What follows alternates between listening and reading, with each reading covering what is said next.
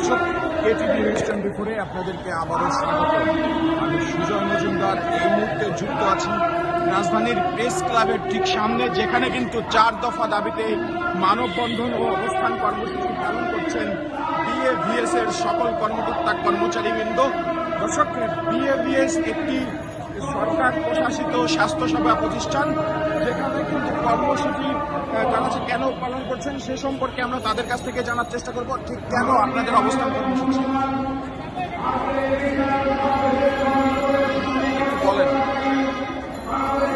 বলেন, কেন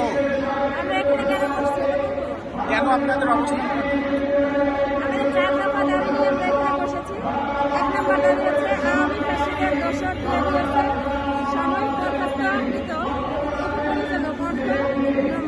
নজরুল ইসলামকে স্থায়ী বরখাস্ত করতে হবে, এটা হচ্ছে আমাদের 1 নম্বর দাবি।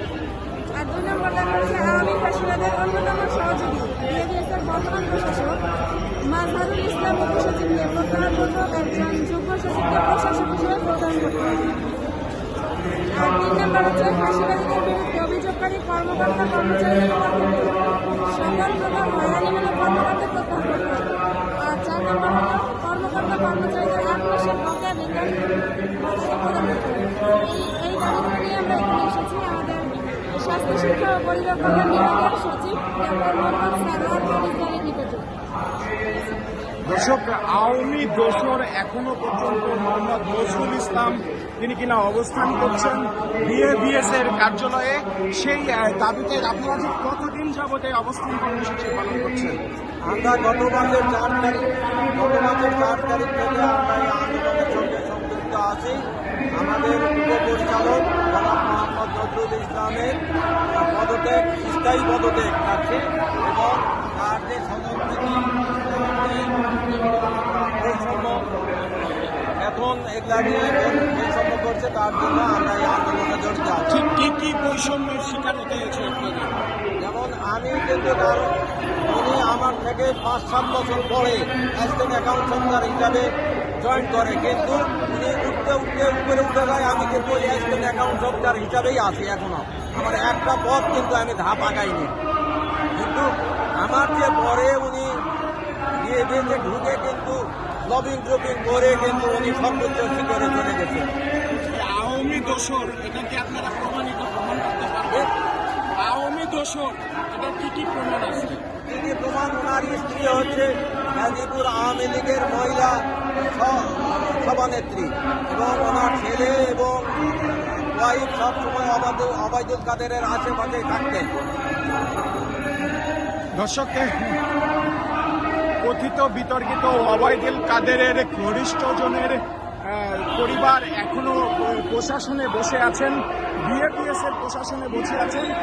সেই দাবি নিয়ে তারা কিন্তু দীর্ঘ 45 যাবৎ প্রায় 1.5 মাস পার করেছেন রাস্তায় রাজপথে। আমরা কিন্তু সেটা জানতে পেরেছি। তদ্রুপ তারা কিন্তু আজকের কর্মসূচি নিয়ে এসেছেন রাজধানীর সচিবালয়ের থেকে। আমরা কিন্তু দেখছি তারা কিন্তু সকলেই রাজধানীর রাজপথে বসে আছেন। আপনাদের আজকের কর্মসূচি কি কি? আজকে আমাদের 4টা কর্মসূচি হচ্ছে আওয়ামী লীগের সাময়িক বরখাস্ত, অর্থ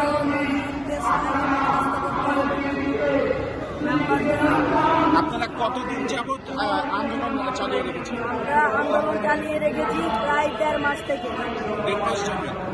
আজকে কি সচিবালয়ে কেউ স্মারকলিপি নিয়ে কেউ গেছে আপনাদের? জি, আমাদের বড় সাপ্লাই দিয়েছে। আচ্ছা, এর আগে কি কোনো আশ্বস্ত করা হয়েছে আপনাদের? আমাদেরকে আপনার অনেকবার আশ্বস্ত করা হয়েছে। ওনাকে অলরেডি একবার আপনার সাময়িকভাবে বরখাস্ত করছে। আমরা ওনার চূড়ান্ত বরখাস্ত চাইতেছি নজরুল ইসলামের। উনি কি ধরনের বৈষম্যের সৃষ্টি করে রাখছিল বিএভিএস এ? উনি আপনার এক নায়কতন্ত্র চালু করছে। যারা ওনার পরিচিত ওনাদেরকে আপনার 30-35 হাজার টাকা স্যালারি দিয়ে রাখছে, যারা আপনার ঠিক মতো এইটা পাস করে নাই। আর আমরা গ্রাজুয়েশন কমপ্লিট করছি, কিন্তু আমাদেরকে ওই অনুযায়ী আমাদের স্যালারিটা দিতেছে না। দর্শক, নানান ধরনের বৈষম্য তাও করছেন আওয়ামী লীগের দোসর। সেই দোসর কিন্তু এখনো বসে আছেন, সেই প্রতিবাদে কিন্তু তারা এখনো রাজপথে অবস্থান করছেন। গত 45 দিন যাবৎ একটি মাস পার হওয়ার পরেও প্রায় অর্ধ মাস পার করেছেন তারা রাজপথে, এবং তদ্রূপ তারা কিন্তু আজকে সচিবালয় অভিমুখে তাদের একটি স্মারকলিপি প্রদান করা হয়েছে। স্মারকলিপি নিয়ে তাদের সিনিয়র কর্মকর্তাগণ সচিবালয় অভিমুখে গেছেন এবং তাদের যে অবস্থান কর্মসূচি সেটি কিন্তু চলমান আছে। দর্শক, সেই অবস্থান কর্মসূচি থেকে আপনাদেরকে আপডেট জানাচ্ছিলাম সুজয় মজুমদার, KTV নিউজ 24, ঢাকা।